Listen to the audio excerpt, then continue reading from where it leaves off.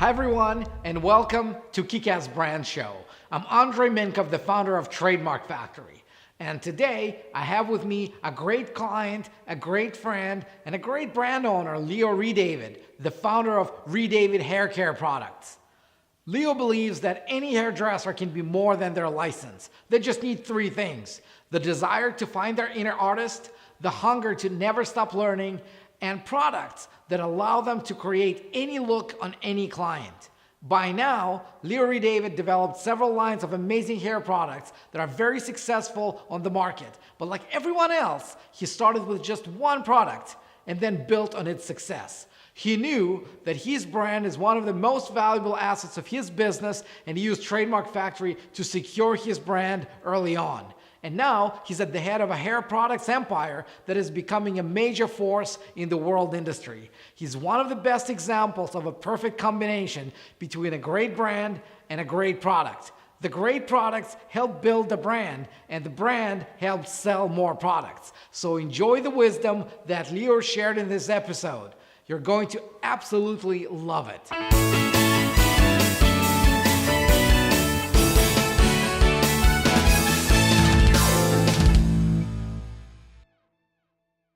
Great to have you here. Thank you. I'm sure that you have a ton to share with the audience.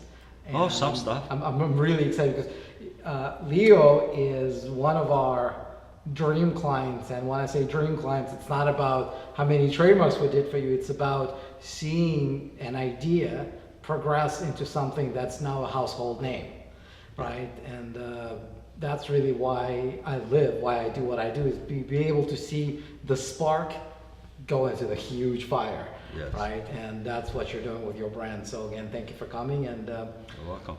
let's get this started. So so let's start with a name. And I remember that the first time we got the request, like, what does it mean? Is it Redavid, like Redavid? What? And only then I realized it was the last name. But there must have been some stories about the name. Can you care to share? Redavid, it was just a cool name. Yeah. When I came to Canada from Italy, normally there's an E on the end. Yeah. And they took the E off because a lot of people couldn't pronounce it properly. Right. So Redavid, and we decided, it's a cool name, it looked good in graphics. And we went with that. When'd you come to Canada? 1969. A long time ago. Oh yeah, mom and dad, the land of opportunity. And it was pretty cold when I first came to Canada. From southern Italy to Canada in the middle of February in Winnipeg. Ooh, that's cool. Winnipeg? Oh yes. Of all places? Of all places. Why? Well, that's where dad got a job, and there were quite a few Italian groups in that area. Yeah. So, he felt a little bit at home, I guess. Yeah. But that's how my dad came to Canada, and all the kids came with that. So. Did your dad have anything to do with hair products? No, God, no. My dad, was a cement mason, really. No, he didn't have anything to do with the hair at all. Why hair products? How'd you get there? When I was a little boy, I used to work in a little barber shop in my small little town, and I always wanted to do hair. I started as a hairdresser by trade. Yeah. And I worked for a lot of big brand, being their stage artist. Yeah. So when they had a new product, they used to phone me up and they say, Leo, we need you to cut some hair and promote this product. And I used to get paid really well. And then one day I woke up and I decided it was time to do my own product, because some of the product I used to use, that really didn't work that well. Yeah. But the companies had so much money in promotion that they used to make it go. But there's a huge step from not liking a product and being able to make your own. How'd you get there? Oh, since 1986 I started this. Uh-huh. A friend of mine was a chemist. Uh-huh. And one day we drank a whole bottle of Grand Marnier. And That's how all great things start. and we said, listen, how about you develop my hair care product line? And he says, well, Leo, I don't develop hair care product. He was a skin specialist. He used to make skin product.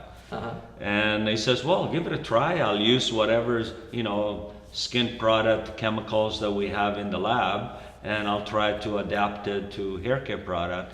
And that's how we're all developed. And it's been years of development. It's, each year and each decade, you just get better at it. And 5 years ago, we did a huge test market with our product line inside my salon. I used to have my own salon.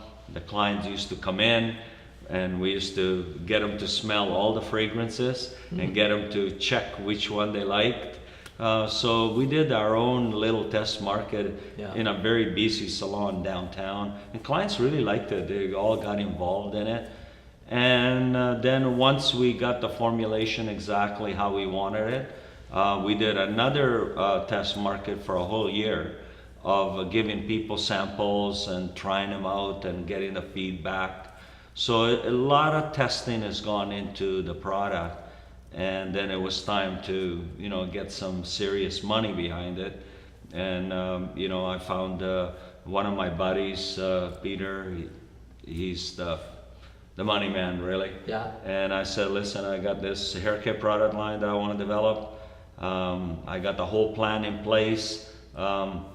You're willing to put some serious money in it? He took the product to one of his buddies in California. He was a hairdresser as well. Tried the product, and he said it was the best he's ever tried it. Then give me some money to start developing the line into another level. Have you ever considered using a different name for the brand? Yeah, we like something abstract. We did come up, with different names, but because I'm a stylist and I service the stylist, so it's like Paul Mitchell, he was a hairstylist, and Tony and Guy, he was a hairstylist, and I felt that I had the talent to teach hairstylists different looks and different feels and different trends. And that's how I kept my name Redavid. At what point did you realize that the brand has actually a lot of value for the product line? I think that even outside of you, right? I think that it was the customers. At the end of the day, you can think that the product's absolutely wonderful. If your customers doesn't really enjoy it, it's really dead. And it wasn't until 3 years we've been out on the marketplace right now, and it's been the customers that are really loving the product. We knew we had a good product, but you don't know until you get out there what the feedback is. One, from the hairstylist, because they use it every day with their hands, and two, what their customers are going to say about the product. And there's been an amazing feedback, from the line. Everybody likes, the packaging now, and it took a while to get there. Sometimes you can do all the test market in the world, and they didn't like a color of packaging that we liked at one time, and we had to change the color of the packaging, and we did that, and now we feel that we have something quite beautiful. Well, you know what, I remember vividly. So I went to see one of our other clients. We just got her trademark registered. I got the trademark registration certificate to bring, and she was running a hair salon. Yes. And I'm standing there waiting for her to come out. Yeah. And I'm looking around, and as in any hair salon, they're selling some stuff. And I'm like, I know this bottle, and it was yours. And I'm like, that's fascinating, because that's the first time I actually saw your product outside of your office and your website. Yes. And I'm like, Leo is killing it, because apparently, and that's really how you measure success, right? I remember one of the stories that I will never forget. So Sting gave an interview like in the mid 80s, and they asked him, when did you first realize how successful you are becoming? And he said, I was sitting in my hotel, and there was a window cleaner outside cleaning the hotel windows. and he was whistling Roxanne. Yes. And I can only imagine how it feels like. I'm a musician as a hobby, and I love writing music, but I'm the only person who loves my music, right? Being able to hear your music whistled by a stranger, I can only imagine how great that feels. So I'm sure when you walk around and see your product, it must feel almost the same, right? It feels absolutely fantastic because so many people, it's not just me, it's just my whole team, gets behind the product. Yeah. And when we hear amazing feedback, when people phone and they say, where can I get Redavid orchid oil? And it's like, it just makes the day, when you answer the phone. Yeah. So it's a great feeling to hear a lot of hairstylists, after a show to come up and say wonderful things. I really love, the leave-in conditioner, I love the shampoo or the dual therapy, orchid oil dual therapy. So it's a great feeling. And that kind of feeling that you get from that customer just makes you want to go even more. Yeah. It's like it drives you, it makes you want to create more product, to, satisfy your customer, really. That's all about making the customer happy. How big is your team?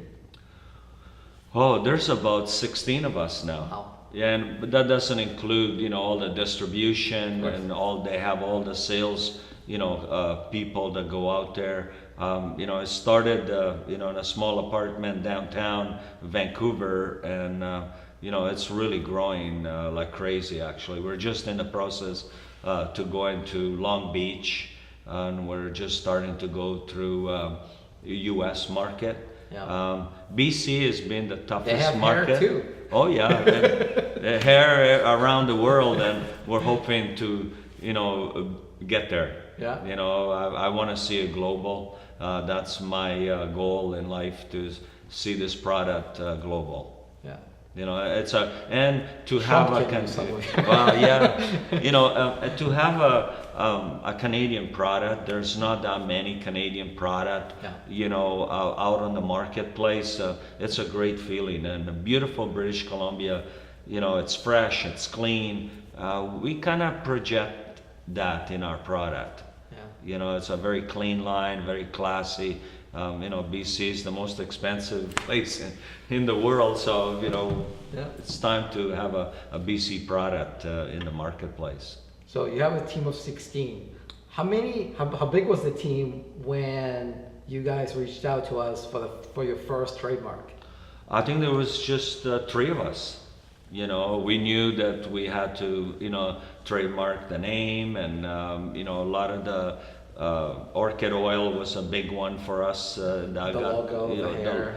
The logo was custom, the bottles, like everything that we've done, we haven't copied anybody. We really made an original product, and we wanted to protect that. Yeah. Because a lot of people, when you have something really good and the buzz starts, everybody really in our industry, they really try to copy. So we're trying to minimize that by doing all the trademarks and your advice, giving us how to protect our design and work and all that kind of stuff. So that was wonderful, by the way. Thank you.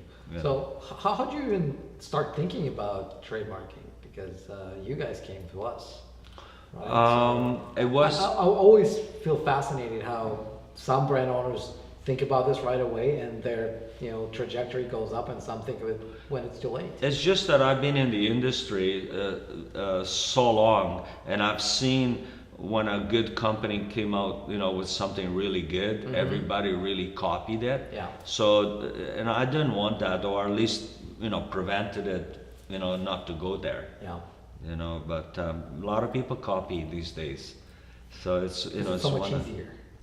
Well, yeah, they don't want to put in the work or Exactly. spend the money, Exactly. So it was great, finding you, and you give us a great service, so I appreciate it. Thank you. Again, it's not about the show. It's not about me. It's about you. No, I know, but I really again, appreciate it's everybody. It's a Yeah. team effort. Yeah. There's so much that goes into having a successful company. It's not just myself. from trademarks and from bottle designs and from formulation, from boxes, it's just unending. And they're all different people that work on those projects. So. Yeah. So I know you have a website with all your projects. What is it? It's redavidhair.com. Redavidhair.com. Yes. Do you do any social media? Do you do any? We have a big presence in social media. We have a fellow that handles all our social media, Kenneth, and he's absolutely wonderful. He does a great job. Yeah. Social media, we have a really good. So which platforms do you use most? Is it Instagram? Is it Facebook? Instagram, Facebook, Twitter. We use it all. Now we're They're doing. all branded. Yeah, we're working it. We're working it. I'm learning a lot about it because now we're going to start doing some live stuff with it as well. Yeah. So when I'm cutting hair behind the scene, the team, that's going to happen as well. So it's pretty cool. I love it. Yeah. So if the audience wanted to find out more about you, maybe buy your products, what's the easiest way for them to do it? Easiest way to just go to www.redavidhair.com and just go on where to buy, and it'll tell you the map of everybody that selling the Redavid product. So we get the audience from not just Canada. So you sell in Canada, you sell in US, do you ship outside of North America? Right now, we're just shipping all across Canada, and we're just in the process going to the States. But we will be shipping in the States. We are, by the way, we're on Amazon, so they can go and purchase it on Amazon. That's important. So that people could get it over there, and that's in the States and Canada, so they can be able to purchase the product on Amazon. Yeah. So that's wonderful. Thank you so much for sharing this. Oh. If you wanted to give some advice to new business owners or existing business owners who want to build their brand, what would you recommend to them? How do you build something valuable? Number one, you got to start with a quality product. That will carry you a long way. Two, to really have your financing in place. Your product might take off, and you might not have the financing. And three is really have some wonderful people behind you, because they really make you successful. And my philosophy is keep your employees that you have happy. They project that happiness to everybody, and that is the success for me, is to keep everybody that you work with really happy. It's very important. Sometimes it's not the money that they want, is they want the environment and feel a part of the team. So that is really important. That's great advice, Theo. Thank you so much, and thank you for being a part of this show. Thank you for being a part of Trademark Factory's history. Yeah, appreciate it. It's been a pleasure. Yeah, thanks so much, Andrei. Thank you. It's you. been great, man. Yeah. Thank you so much. So did you learn anything valuable today? Leo and I would love to hear from you. What's your biggest takeaway from this episode? What's one action you're going to take to put this knowledge into practice in your business? Leave your comment below and share this interview with your friends and business partners. Don't forget to subscribe to be the first to receive updates about new episodes. And if you think you have a kick-ass brand, email me at next@kickassbrandshow.com. It's next@kickassbrandshow.com. See you there.